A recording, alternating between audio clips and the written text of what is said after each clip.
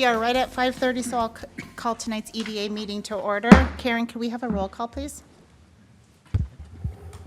Commissioner Lorch? Oh, sorry. Do I have the- Give me 1 second, sorry. Get my audio on.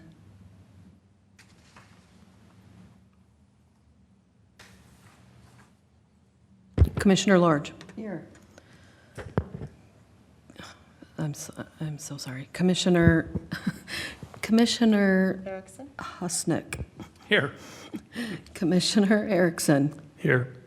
And Commissioner Roberts. And President Bain. Here. Pardon me, I'm so sorry. I would like to invite everyone to rise and join us for the Pledge of Allegiance.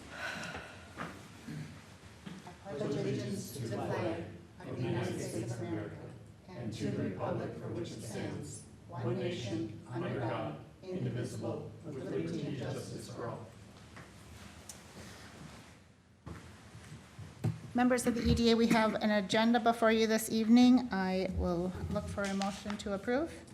I move we approve the agenda. Second. We have a motion and a second. All those in favor signal by saying aye. Aye. Oppose, and agenda's approved.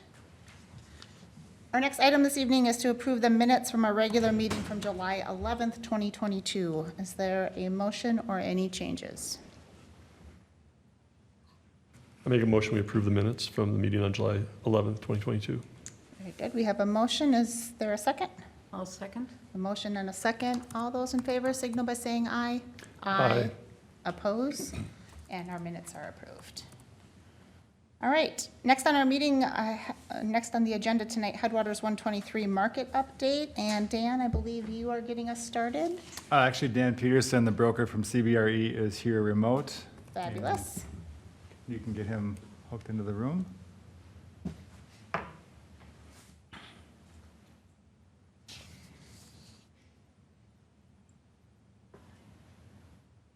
Do it this way. No, he should already be in. Yeah, no, Are you he's here. already in? Dan, can you, if I unmute you? Go ahead and talk and see if that works. See, Try it now. Dan, go ahead and talk and see if that works, if we can hear you in the room. Dan Peterson.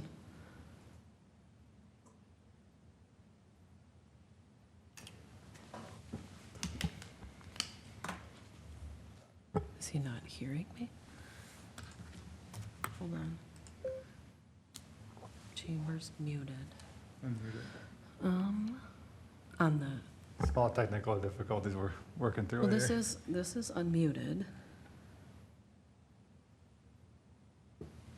We don't want it unmuted in Zoom, do we? Do we unmute Zoom? It's unmuted here already. It's already unmuted. You should be able to talk.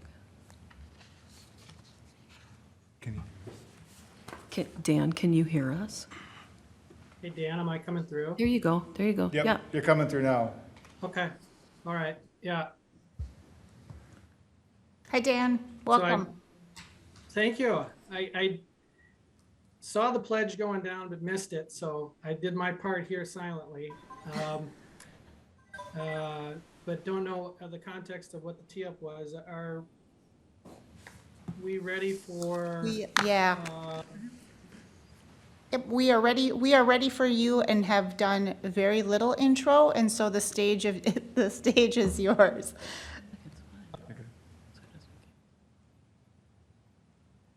well, now we can't hear him. Now it just Now dropped it just out. dropped out.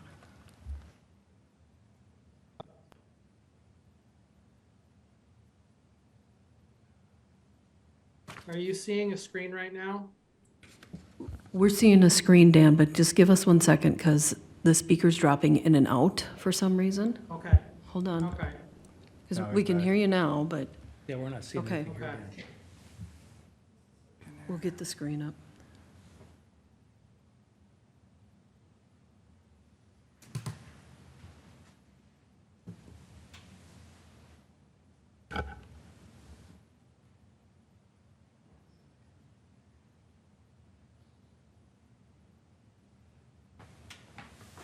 go to Plan B.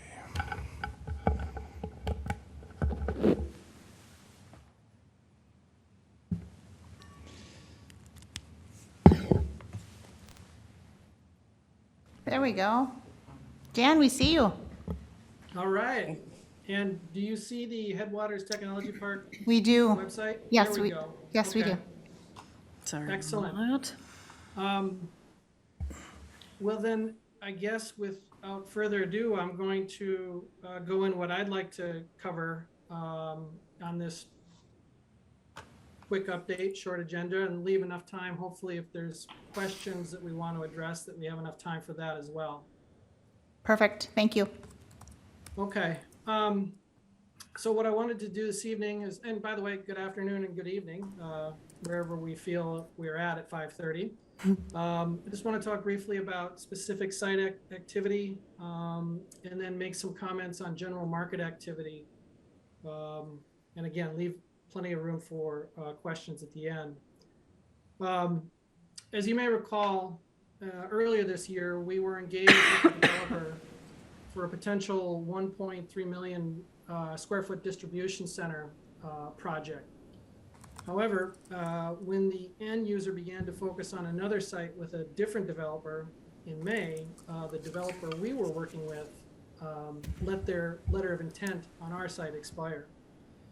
Now, as part of that qualification process and working with that developer, we met with Met Council and some others to determine a process for, in this set of conditions that was necessary for the project, relocating an interceptor line that runs, if I can see my mouse, basically running through the middle of our site here.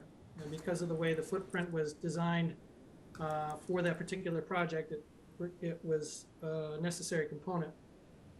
Long story short, as I say, when the letter of intent expired and the user started to look elsewhere, we had laid out a plan and a process with Met Council and others for how that would go about if we did in fact want to relocate that line. Now recently the developer has come back to us with another project. It's a similar large warehouse distribution center project, but it was just a conversation as a check-in with me about a week and a half ago. So it's very early stage, but with the point I want to make about it, why I think it's great as far as what our potential can be here, is that during our other process, other user and the same developer, the city's demonstration to expedite schedules and the process we planned out, if in fact we needed to address those site conditions like moving that interceptor, leaves us in a great position to be working with this group and qualify their interest in an expedited and efficient manner if in fact that project moves ahead. We'll probably know more here in the coming weeks if there's going to be some traction there. But again, I think it was comments that were shared with me after we didn't officially lose, but were taken off the focus of that last distribution center, that the group and their investment partners from another state were very impressed with the speed and professionalism that the city had shown in preparing to react through the entitling and planning process, as well as the ability to be proactive in setting up the meetings with Met Council, et cetera. It was all very, left a really good taste in their mouth as far as being able to come back and try to do something again in the future. Part of our,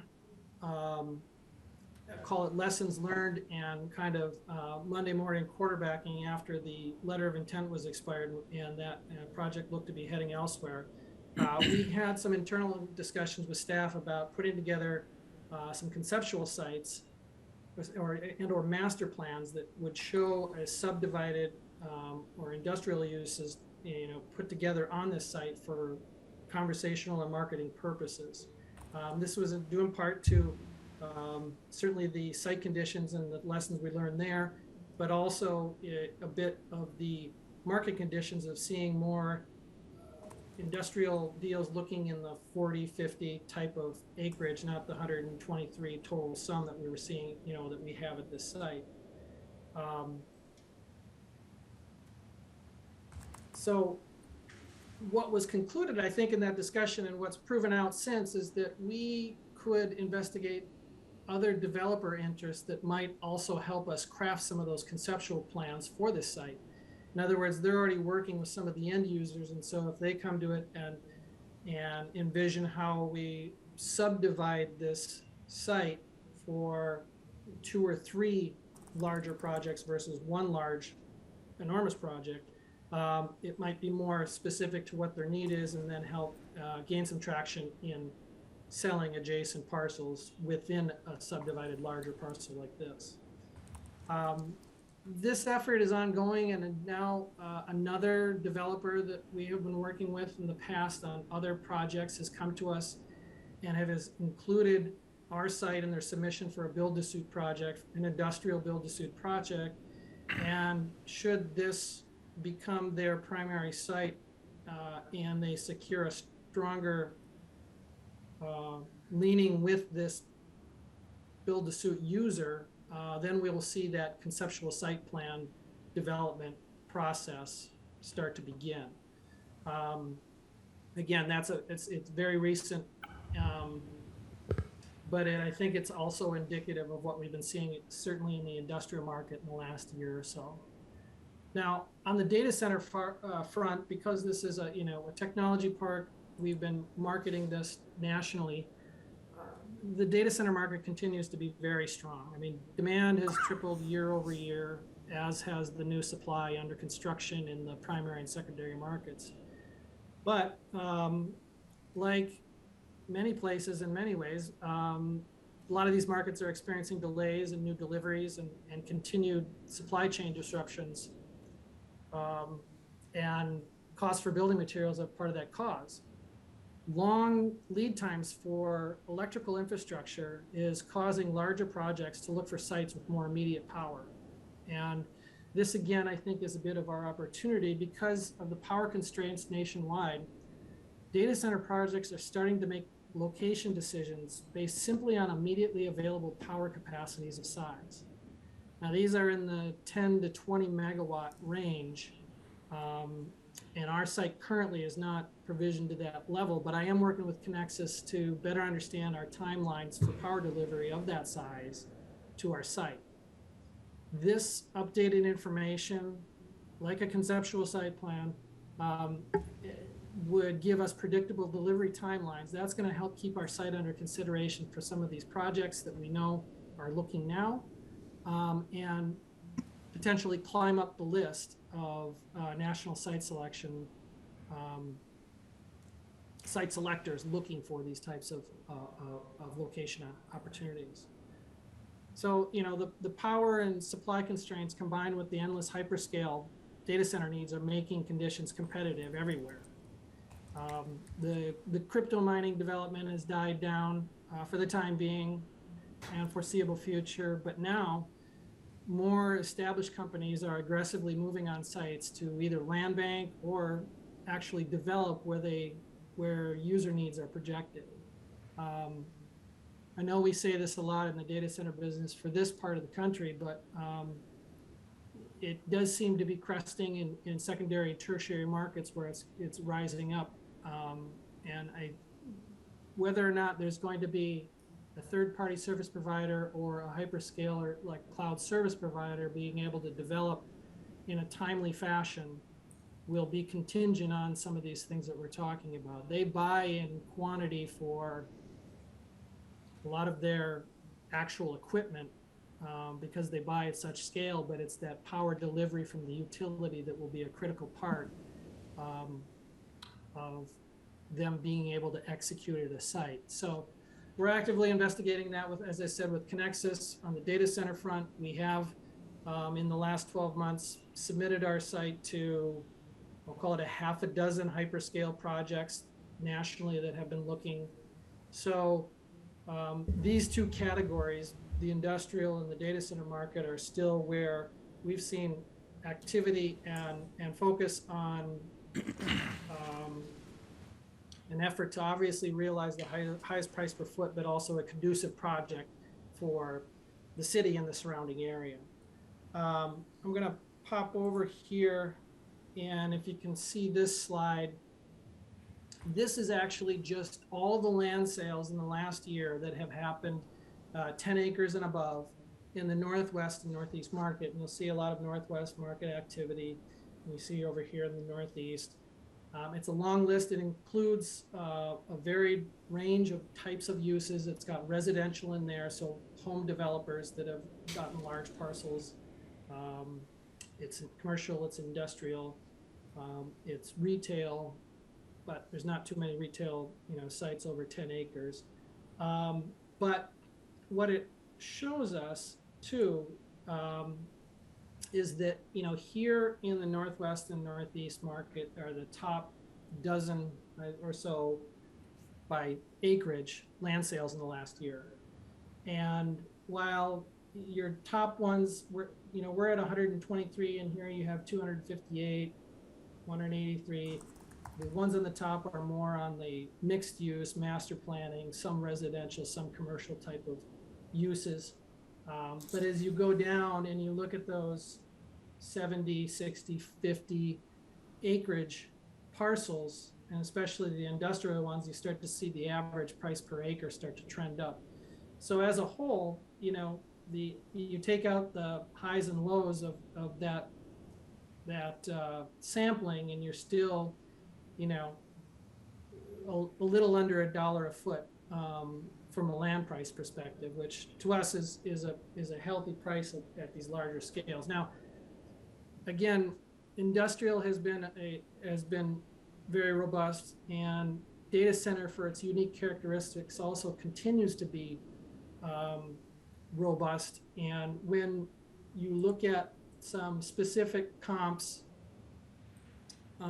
considering that, and these are some from the larger sampling of the market, you can see that certain industrial projects, even at close to 60 acres here, goes for close to $400,000 an acre. The new data center data bank development at 14 and a half acres, a pad ready site, $333,000 per acre. So there are extremes, and the land game is such that every land is different, every location is different, but we look to some of these characteristics to see the support level for these user groups and what they're doing. Kind of shelled out a lot there without giving either myself a chance to breathe or others to chime in, but maybe I stop there for a second and see if there's any immediate questions that the committee might have.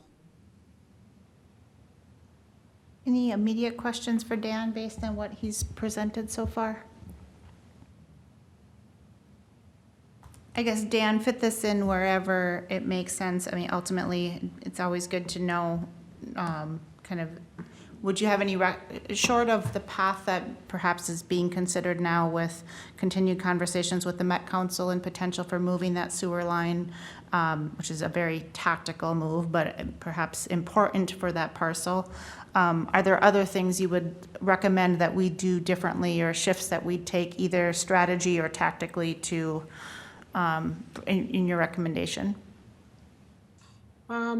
Aside from what we had mentioned about some conceptual site plans, that then also starts to address any potential user hurdles down the road, like truck traffic on Fenway, I think was one that, to the degree that we have the most current traffic studies for the use for the site, I think is always a positive. Moving the interceptor is not a given. This was just a 1.5 million square feet that really was a giant rectangle that wanted to go on top of it. So, to the degree that this develops as 3, 4, 5 buildings, there's a real strong potential of working around that. Yes. I think it was graded by the Met Council as one that probably was going to need some attention in the not too distant future. However, Right. If it's not broke, let's not fix it, I guess is my mindset. But, as formal recommendations, other than that, I see more than you folks do on the activity, and I do feel that the way that we've gone about it, we gave somebody essentially the degree of comfort for the look that we did with the letter of intent with inland development. And that was, I think, a good way to try to qualify and capture that interest. I think it sent the right message to the developer. I don't think it compromised us in market availability, because the reality was we had the ability to receive more interest. We didn't investigate or proactively investigate it during that time. But all of these lead times for and where we've been in the market, I don't think has hampered any of our efforts. So yeah, I don't know that I would have any more Okay. specific recommendations at this time. Very good. And then just overall volume of, levels of interest. It's great to hear your assessment on just where we are today on levels of interest, but step us back maybe where we were a year ago or 18 months and do a comparison. We've always had a level of interest and kind of traffic pattern related to this property. Are you seeing that picking up, or are you seeing that staying about kind of, are we at about the same level of just overall, however you're quantifying that overall market interest level? I don't know that I think it's just been more as people get into the site itself and start to understand its proximity to other things and how they'll use the site. I think it's been mostly site specific. It hasn't really been market driven as far as. Yep. But you have a large parcel that if you're going to bring a bunch of trucks in and out of, you want to be looking at how we do that efficiently for the user, but also conducive to the surrounding neighborhood. And that's Understood. Whether or not we want to make sure that we have any of the conditions that the city wants to ensure they see in a development a part of our front end in our discussions with those users. So in other words, if they're going to be able to have a truck court on the west side, or if they're going to have a turnoff or not have a turnoff, those kinds of things, as long as we're thinking through those and have crafted answers for that. We can't know everything that someone wants to do here, but that's another reason for us to hopefully co-create some concepts with some folks that are out there either more closely working with those end users than we are. Understood. Other questions or thoughts? So I have a question. Dan, this might be more to staff. So this is good news. I guess unless I missed something, I wasn't aware that we had a user as much as wanting 1 million square feet that's interested in into this site. So that's good news. But as the city kind of backed off a little bit, and it seemed like our main focus was to be a data center. That was the first and foremost, correct? And now it's somewhat seems like we're walking that back a little bit, which I'm not saying it's good or bad, but it just kind of seems like new information. I think to the point where we started out data center is absolutely correct. When we looked at this, started to market this, that was sort of the hot market segment at the time. It still fits the criteria needed for a data center in terms of redundant power, fiber proximity, et cetera. But also as industrial has become more popular and kind of become sort of the darling of the market, we're making sure that we're marketing in that space as well and being responsive to those inquiries too. Because I think when we first listed this, we never set the listing of it's going to be data specific. We weren't going to do that at the expense of trying to get it into the industrial space. The overall goal is here to try to create a job center for the city, and I think both spaces fit that. So we're sort of, marketing in both segments at this point. Okay. I would also say this parcel a couple of times now over the last, 3 to 5 years has been, has had some serious consideration. And so it was great when, the request came to council of, would we do a letter of intent, which provided an opportunity for a further evaluation and for us to go deeper into the process. And so it was exciting that we were given that opportunity. Unfortunately, we weren't selected, as Dan mentioned, and that kind of puts us back into the full market. And I've just, from sitting in this seat and sitting in council seats, I think that's just part of the process, that it's part of the due diligence and discovery process for the purchaser. And, you know, we just, you know, continue to keep it, you know, keep marketing, keep it moving, because it's not sold until it's actually sold. And it's, I think, part of the process. So it's great. We've been finalists. We've just never got the final rose ring, whatever analogy we want to use. And I think to that point. as Have well- not, have not got, we've been engaged a couple of times, have not gotten married yet, so. Yeah. Yeah, that's great news. That seems like it might be somewhat new to the EDA, I guess, so that's great news. The other question for you, Dan, was you mentioned, and maybe that was why we were opted out on that last big user, but you mentioned some site condition issues. We've done numerous studies, Bolton and Mink have. What are those concerns, or was there something that came to the top that might be a challenge going forward? Oh, yeah, no, when I referenced the site conditions, I mean, again, I think what was great was we had a group with their engineering firm, an independent party, the developer, their engineering firm, they were, you know, working on this site to qualify it based on their needs and coming up with what were potential objections. And really the only concern was that interceptor pipe and that depth. And again, we had a very studied and measured answer for them on how to address that, and we had the parties at the table on how to rectify that if we needed, and we had an understood timeline that was, you know, what it really did is it, again, this is a testament to the staff and to the city and to everybody that's been working on this, is that even with those conditions known, we were looking to deliver on a timeline so that project could be realized when the end user ultimately wanted, in spite of that exposed issue. I think all that has done is just made us smarter and more market prepared to deal with the others that come down the pipe. So, you know, I don't see, again, when I reference something like, I think of specific parts of what our due diligence or their due diligence was on the site was to, you know, understand how they would function in and around this site. Those just bring up questions that we can't know until someone comes to us with those requests. So I don't see restrictions going forward from the characteristics of what we've discovered in that go-round. And I will emphasize for everyone that that project hasn't landed yet. They were focusing on another site and with another developer, and so we don't know ultimately where that is going. So, you know, we may have been at least approaching the altar, but I'll say never about not getting at least engaged in a more meaningful way, even on that one. But again, they're in the business of that. They've come back to us with another one. We're talking with another developer, as I mentioned, to get their ideas on concept down, because they're pursuing a build-to-suit opportunity. And we have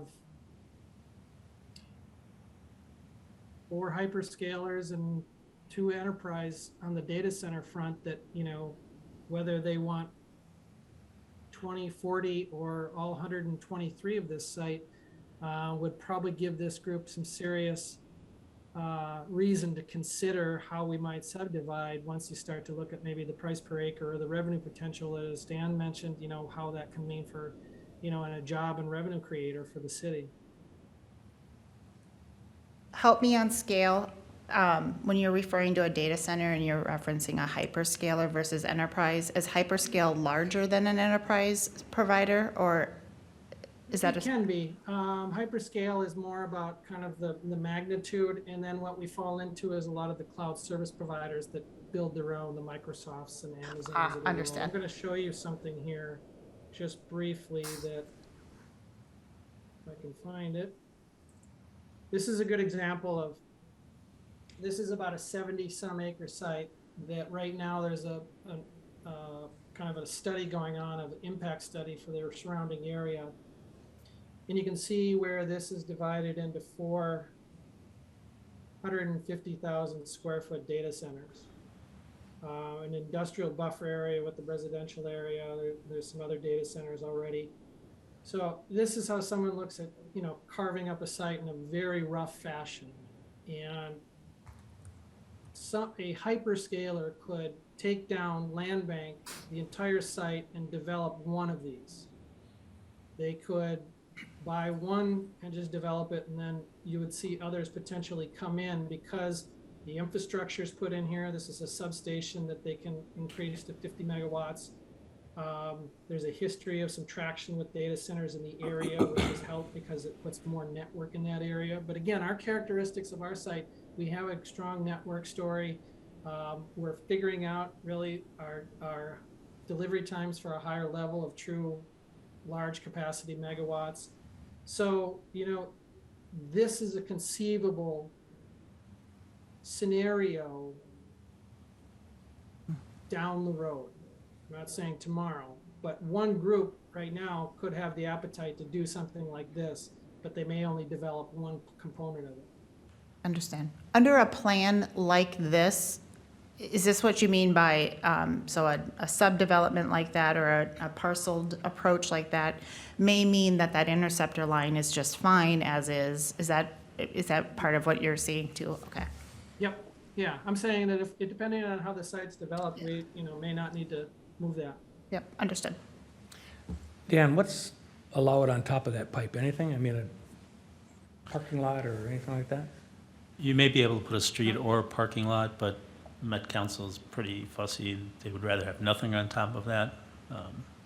So Well, if in it's the left, how big of an area would it have to be left, like a easement or whatever you well, I want to think call it? probably 20 feet on, 20 foot to 50 foot. It's a 36-inch pipe, so 20 to feet seems- replace that, Seems narrow to me. I don't know. They prefer to move it. I mean, it's a $2 million project. Well, the point I'm trying to get at is that you still have to have some sort of an area Right. that's just for that pipe Yeah. regardless, so you lose out some there too, so. Yeah, we would hope that would be a street or maybe a parking lot, but definitely it cannot be a Right. building. Okay. When you say 2 million, would that be shared, or is that on the city? So wouldn't be shared.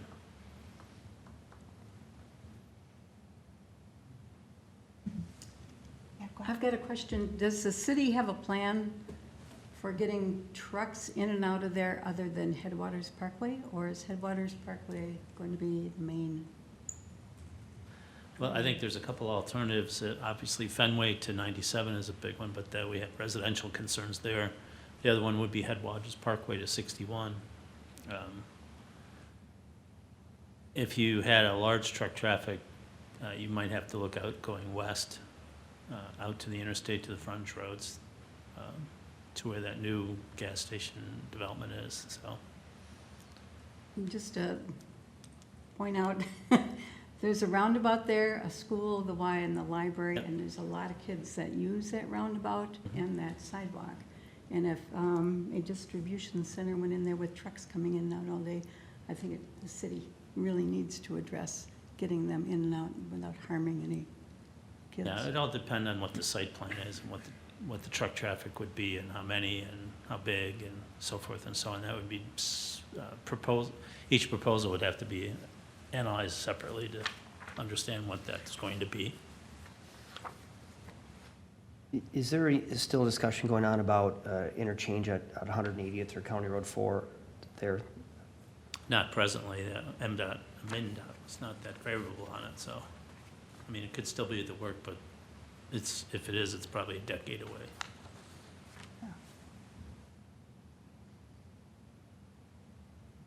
Other questions for Dan? Dan, you kind of paused in the middle of discussion and asked for some questions. Did you have some other information you wanted us to hear this evening?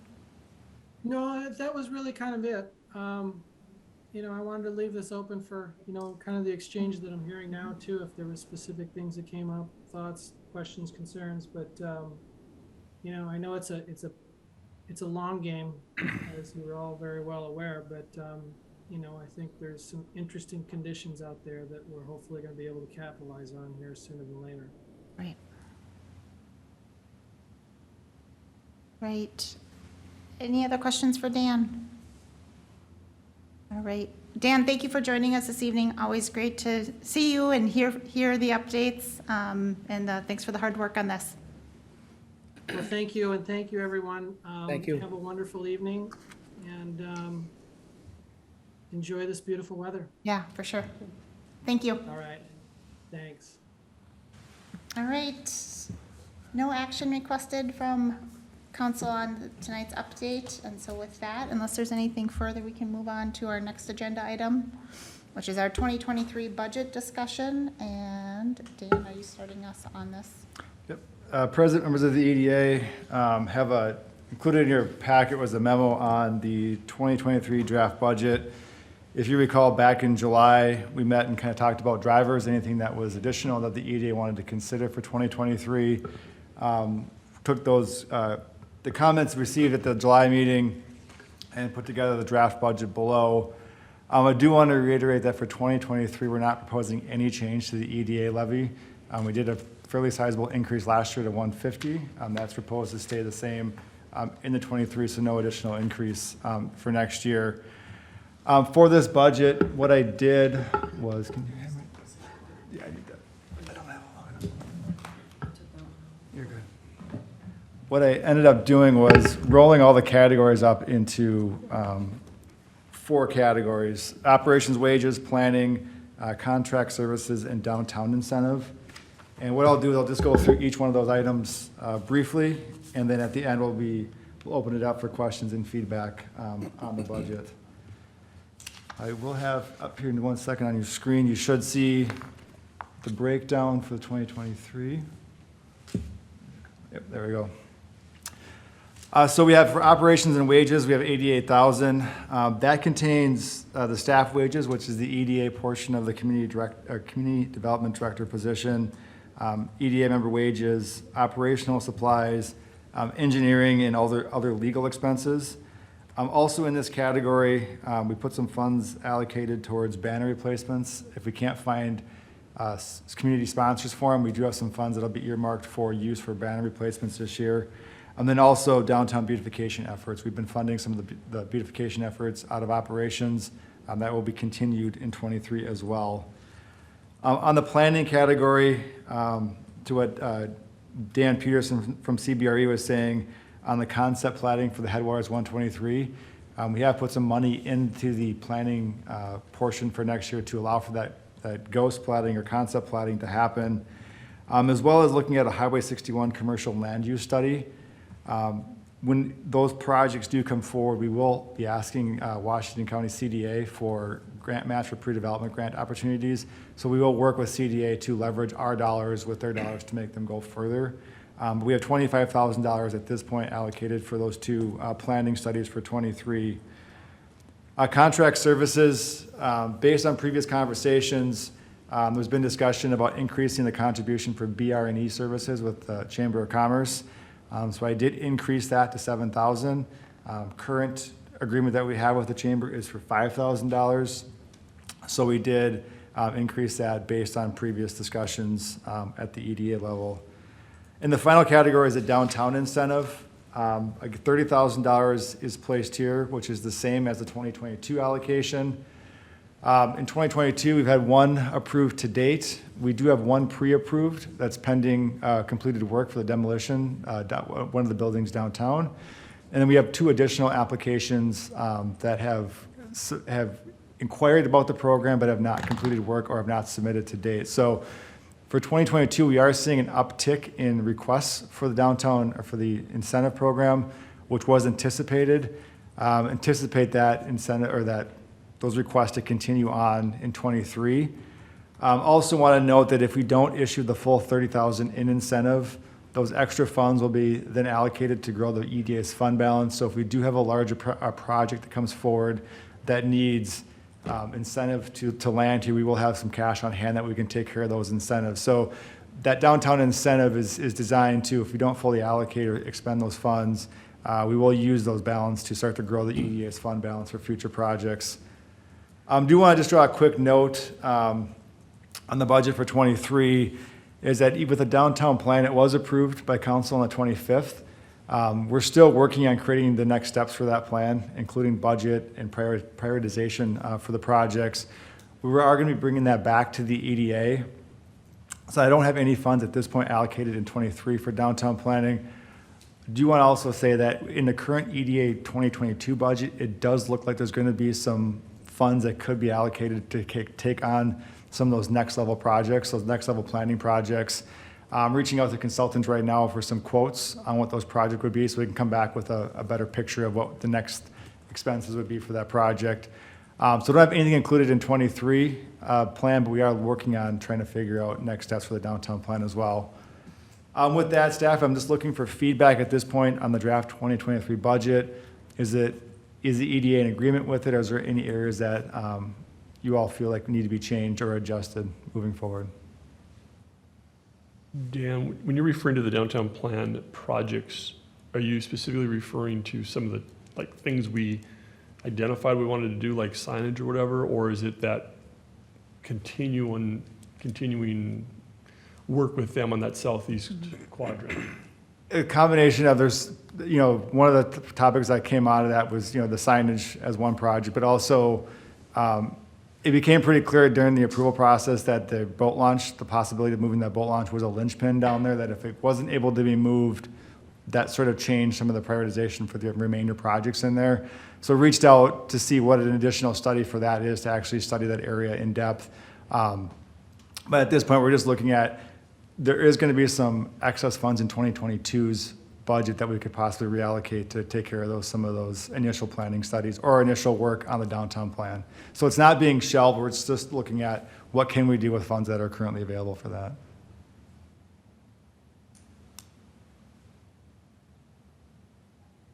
Other thoughts, questions?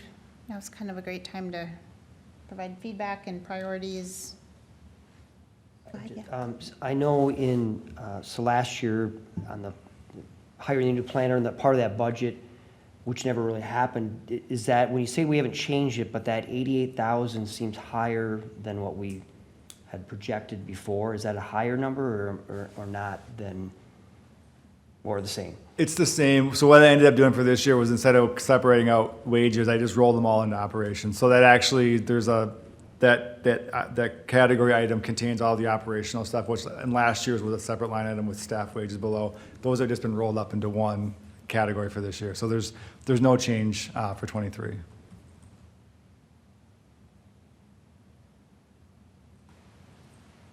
Other questions or priorities? Next step on budget process is this gets rolled into the overall city budget conversations. Those are starting here very soon. And then obviously we're looking to get a preliminary budget in front of council for preliminary approval by the end of September to set the preliminary levy. So you guys will remember from previous meetings or previous years that we can always decrease the levy, but we can't increase. And so if there's something further that we wanted the EDA to have money allocated for, we kind of need to set that aside now because it does get funded out of the general fund. Is there a projected number increase from last year on that at this point? I have not seen, go ahead. I'm sorry, A projected number of an increase on Levy that levy, or full levy at this point? not yet. Okay.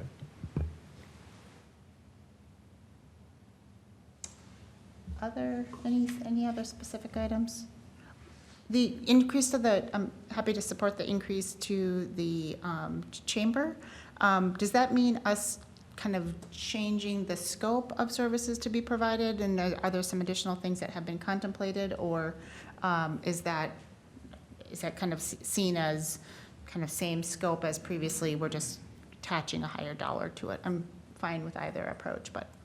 I think at this point, it's a little bit to be determined in terms of that. I guess personally, for increasing the funding, I'd like to see possibly that scope expand slightly, but also have to be realizing that there's limited staff time that's available at Chamber. I don't want to overload them with too much additional work. So I think if EDA is looking to increase that, I think a conversation, between the city and the chambers would go hand in hand with that contract approval. Since we are on a year-to-year BR&E service agreement, we are able to make those adjustments on an annual basis. So we could do that as part of that annual review and renewal process for the agreement. Okay. And those would come up as part of that agreement renewal that's towards the end of the year, is that right? Correct. We typically start that process in December, right around the time when the levy gets approved, so we know what the numbers are for next year. And then we get that usually approved the first meeting in January for that year. Okay. That said, the placeholders, does that seem reasonable? The increase from 5 to 7, does that seem reasonable? Okay, good.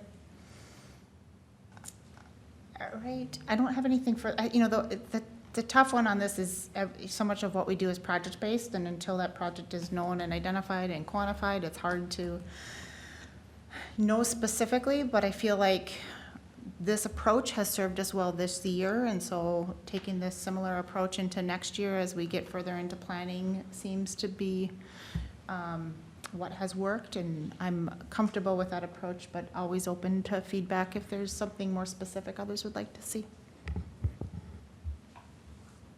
All right. With that, so then Dan, do you expect this coming back for another check-in or for council approval? Correct. This typically comes back in October, November after council sort of reviewed this in light of the whole general fund budget, and we bring back updates if there's any changes to it at that point for final review. Okay. Very Yes, good. so this isn't cut in stone necessarily. Nope. So, Nope. I just want to make that clear. Just not cut in stone, but we lose the ability to significantly increase it the later we get, so. All right, with that, we can close out this budget or this agenda item and move on to the 2040 Comprehensive Plan implementation. And Abby, I think you're taking this one. I am. Thank you, President Bain. I prepared a presentation on the comprehensive plan implementation. I recognize some members of the EDA are familiar with the comprehensive plan, some may not be. It is 12 slides. I'm gonna skip over kind of that background, but we have a 20-year guiding document that was adopted in 2020 by the City Council. It was a document that was developed with the community. I don't know all the particulars, but it is the document that guides the work of the Community Development Department, and that includes planning, zoning, land use, economic development, parks and trails, and even touches into some of our utilities, transportation, and water resources.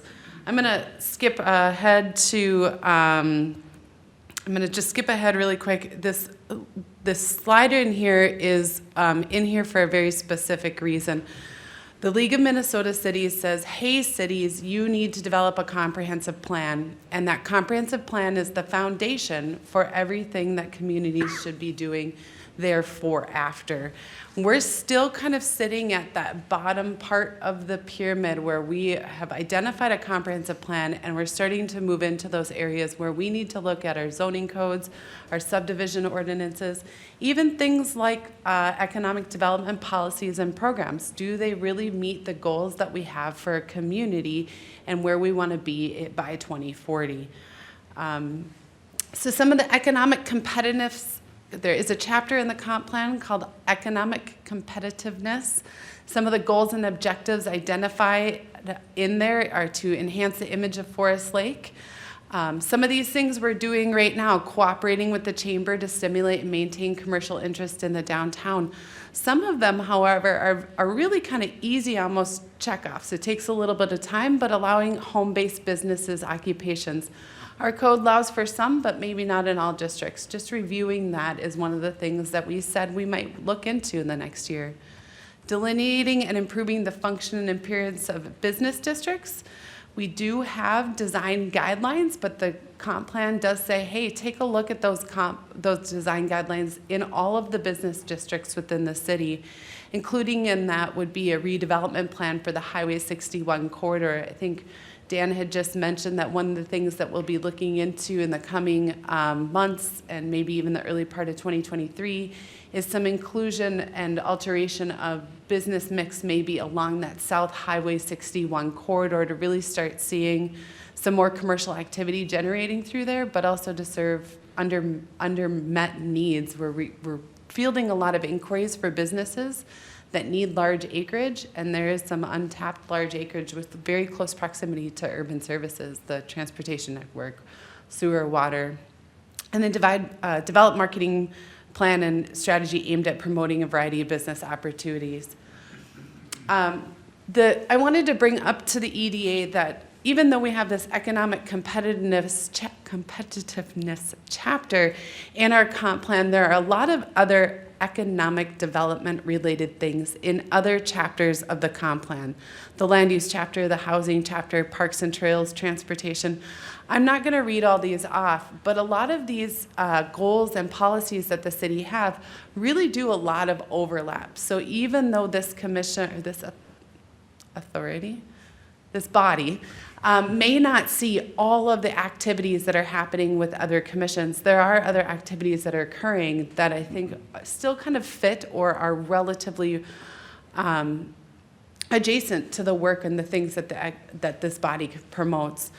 One thing that I have a goal is to kind of keep that tie between the EDA and the Planning Commission and even Parks Commission. So you start to see how some of the work, some of the policies that these other organizations or other bodies are doing are helping you do your jobs, essentially. One of the things that I did also note is some of the current implementation efforts in the land use category. Creating a staging plan to support infrastructure, that's currently identified in the comp plan. So the comp plan guides for 20 years. We've looked at how we can feasibly grow within the first 10 and then the next 20, that we're not kind of sprawling out as a community, that we're really being able to make sure that we're servicing the areas in a responsible way. We're working with properties that detract from our established image goals. That's through our code enforcement efforts. We're maintaining that balance between urban and rural nature of the community. And these are just things that we're doing in an ongoing review process at the Planning Commission level, the City Council level. And then we are requiring new development to be designed to preserve and be compatible with natural features. Housing, we are looking at improvements to streets, sidewalks, trails, parks, street lighting, and other projects, and that's really just to improve our neighborhoods. Housing is, in some ways, an economic function of economic development. Rooftops and the inclusion of more rooftops is something that helps drive our local economy. And then park and trails, we develop park and trail facilities that provide opportunities for all ages and user groups. We are currently updating the park, trail, and open space plan. There's an active survey, public engagement survey going on right now. And the next month, we're going to be doing some very targeted focus groups with underrepresented communities, of distinct characteristics. We've learned, for example, that 25% of all households in Forest Lake have one person living with them with a disability. That's a very large segment of the population that we want to learn more about how it is they're actually using our park system, or there might be barriers to our park system. And then providing periodic evaluation of our existing land against the community needs for parks and trails. I think this might have been my last page, but future EDA implementation efforts in that economic competitiveness world, continue to work with the chamber. Delineate and improve functions. We're looking at kind of those redevelopment plans along the Highway 61 corridor for mixed use or other types of business and commercial use along through there. Encourage planned mixed use residential commercial developments in the downtown area. We're very much actively working with property owners on potential redevelopment in the downtown. And then provide adequate amount of land planned and zoned for commercial industrial uses. So these are things that periodically I'll be bringing back before you. It may not be that you have a whole big heavy hand in reviewing a lot of stuff, but certainly helping provide guidance or recommendation to the City Council where appropriate is something that I want to start tying into this commission or authority commission. Very quick, I didn't want to take up too much time because I know we're getting close to the end of our meeting today. Thank you, Any Abby. questions? Questions, go ahead. So we had a joint meeting before between the Planning Commission, City Council, and us about lot sizes. Just an update on where that's at and what the Planning Commission is kind of going towards. Sure. It's still an ongoing conversation. When I came on in May, the Planning Commission was kind of at a standstill. Two separate recommendations, one from former planner, zoning administrator Donovan Hart, and another from Nathan First with Bolton and Mink, on a smaller lot size with a narrower lot width to help accommodate for the demand that there is in the residential housing market. There's been some reluctancy from, I wouldn't it's hard for me to say a majority, but a large number of members of the Planning Commission, they are concerned that that doesn't necessarily represent the development style of Forest Lake. Wednesday night, I'm going to have a very similar conversation with the Planning Commission regarding this. It is my goal to have an ordinance for them for their consideration that does move towards what the comp plan is asking for, and that we did say we would zone for more low to medium density residential development, which is guided for a smaller lot size, closer to the city's core. Certainly 180th, 190th, we're not looking at putting in 6,000, 7,000 square foot lots, but closer to the utilities, the infrastructure, that is something that we as a community said that we would do, and so I hope to kind of move that forward in the next couple months. Yes, so to your point about rooftops and economic development, I think maybe a position that the EDA states to go to the Planning Commission or City Council on this might be something that would be important, because from my understanding from when we went through that, we are on the higher end of the lot size, so it's not like we're making a seismic move that it's going to change a lot, but I just think that to allow developers to try to benefit off of that and you know, make some more money and make it feasible to do these projects it's important. It's a great- Still keep the, you know, like, I understand the Planning Commission's concern, but there's got to be a happy medium there. So I would suggest maybe that the EDA have a position on that to go forward to either the Planning Commission or the City Council. Could we take a similar approach, similar to what we did on the downtown plan, where we did provide related commissions an opportunity to review in advance and then provide a motion to recommend or deny or just provide feedback? I think that would be, certainly we started with a joint workshop with everybody, and providing that input as that's starting to come to conclusion, I think would be good. Great suggestion. And assuming you're able to accommodate, like, from a process. Yep, we certainly can accommodate. I think that that's really important, because as much as we kind of work in here's our Parks Commission and our Planning Commission, it is a lot of interrelated work, and I think each of the bodies seeing how the others are supporting them in their work is really important. To your point, Commissioner Roberts, is it Commissioner? Is it? Okay. One of the things that I'm learning and just kind of reviewing the data, Forest Lake is getting passed up right now and has been for the last couple of years to residential developers in Lino Lakes, Hugo, Centerville, and really the developments that are being developed in those communities are supporting a smaller lot size, and not merely because of the economics. The demand is there as well. It turns out there are a whole host of people out there that don't want to mow a lawn, and they would like a smaller lot. And so that's just one of the factors right now that we're looking into. So The other part of that too that I think is important is we have commitments in the comp plan are related to housing and density, and if we aren't covering that with single-family homes, then we are, you know, that leans more heavily on multifamily, and we've heard some community feedback on that perhaps we're getting a little heavy on multifamily housing, and so trying to strike the right balance, that does push for us to allow those smaller lot sizes and those single-family homes. So I think continuing to have that mix is important, and so whatever we need to, I know there's a lot of detail in translating that into an actual ordinance, but I think it is important.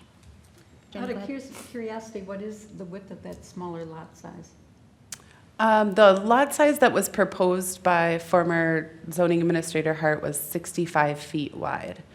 I don't remember the square footage specifically. I don't believe it went down to 6,500, but I could take a look and bring that back before you.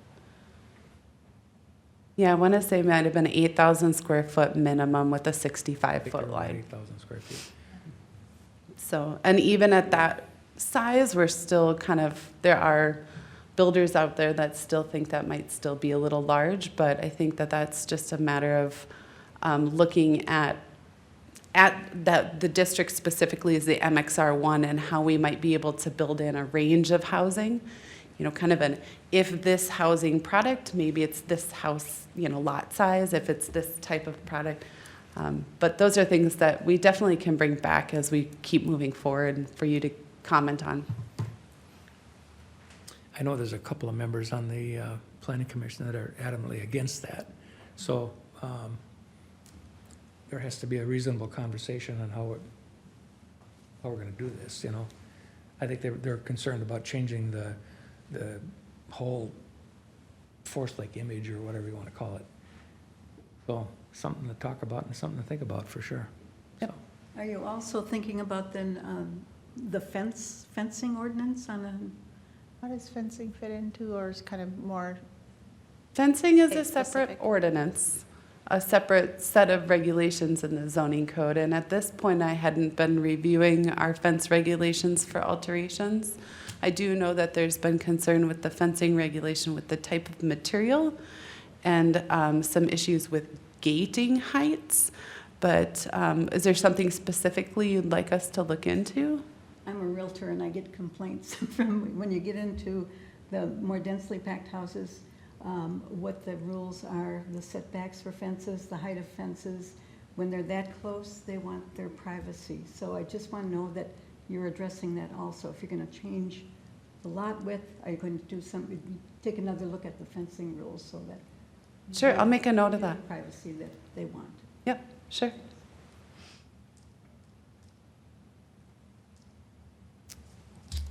Thanks so much. That's great. It was more of an FYI, an update. I appreciate the feedback, and we'll come back before you when I've got a little bit more, when we're moving in a different direction. excellent. Thank you, Abby. Any final questions for Abby? All right. We are at other city updates. Patrick or Dan, anything further? Abby, anything further for?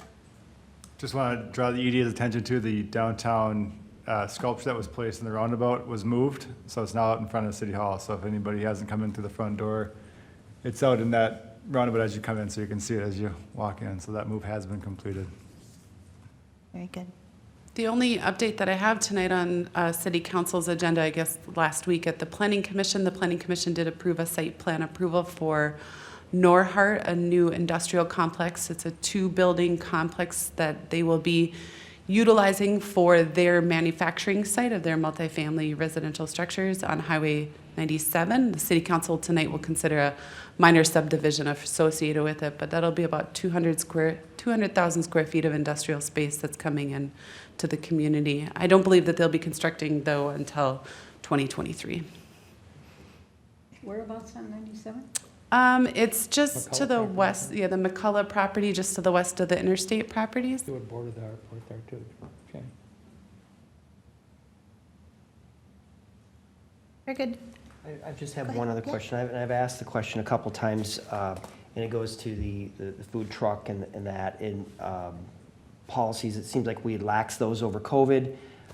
There is a trailer that's what really seemingly looks like it's on the city portion of that property there, because it's on the west end. I don't know if that's the Hool property or not, but just an update on where that's at with allowing that. We did lax it. Is that no longer with COVID, or that's been there now probably for over a year I continuously? believe we don't have very specific rules on food trucks. I believe they have to move every 30 days or not be located there. They have to have the owner's permission to be on the property. I've never seen it on the city's property there. If it's all the way to the west, then that would be the city's property, but we can take a look at that, so. I thought we had put a limit on that years ago, like 90 days or something like that. I think it's only that it has to be moved every 30 days or something. That isn't We'll, quite we'll, right. we'll take a look at that again. Because it still hurts the brick and mortar people, and that was the whole part of that conversation that we had 3 or 4 years ago. And so, and I know there was some conversation with the Legion because of that too, when 4th of July came, so we need to find out what's going on there. Sure. Well, that particular operator had, at one time, was moving around the city to kind of do an end around or a back story of to having only 30 days, so, or even it was 2 weeks, but it continually moved for that purpose. But this has been, it's been a year Yeah, pretty plus. permanent, It's been in one spot, so I don't. Maybe 2 years. Yeah. It's been a while. All right.